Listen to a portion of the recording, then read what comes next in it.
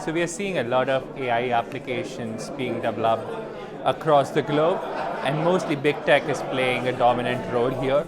But unfortunately, these AI applications are not working for the local problems because there is not locally available data for them to train solutions. And most of the big tech, they are not focusing on these local problems because this is probably not their business interest at the moment. And this is causing a major issue where there is a lot of demand for local solutions, but there's not enough locally available open data.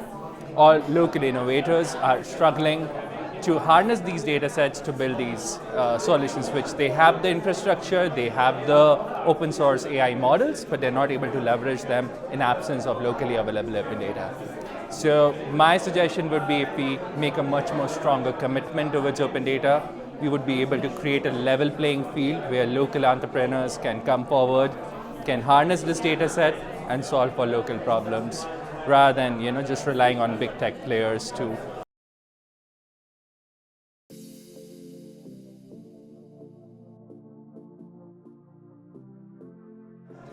So my answer to that question is yes and no. I think Europe has many of the tools that it needs to build a more open AI ecosystem, as you say.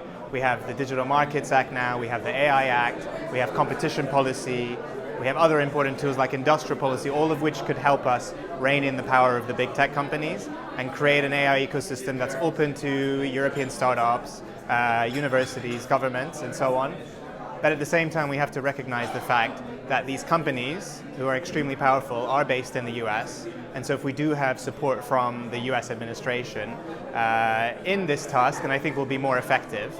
And so I think the good news there is Europe is not alone in this, especially under the Biden administration. There's a real recognition of the harm that the dominance of the big tech companies creates, and you're seeing a lot of efforts there now to rein them in as well in the US, particularly through some really major antitrust cases.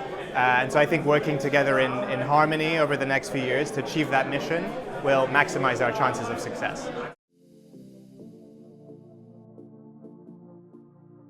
Yes, because we really have a mixed result, I would say, in the end.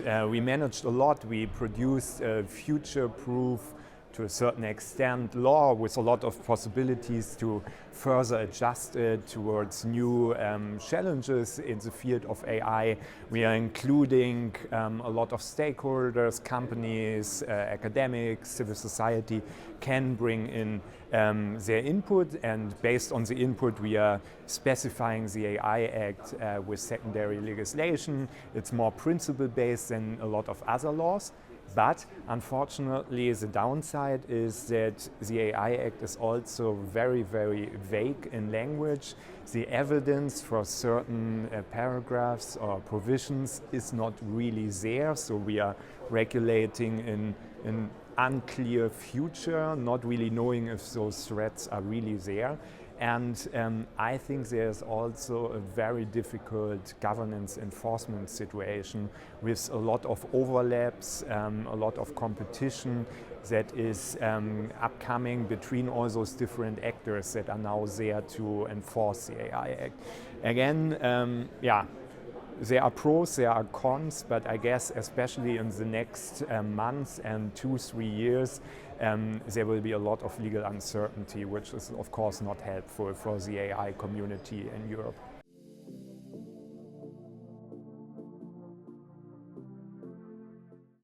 So I think we have to decide to focus here. The first is that we see the regulation and also the certification. The regulation is currently quite complex. If you take a look at the specification that all the 27 European countries had accept, you have a lot of documentation to do.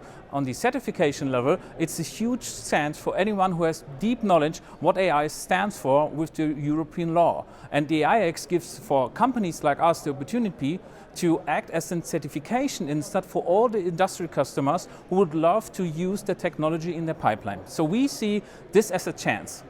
But we, as I said, we decide from 2 points, regulation and certification. For the certification, it's a great chance for companies like us, and for the documentation, it needs a little bit more update and fine-tuning.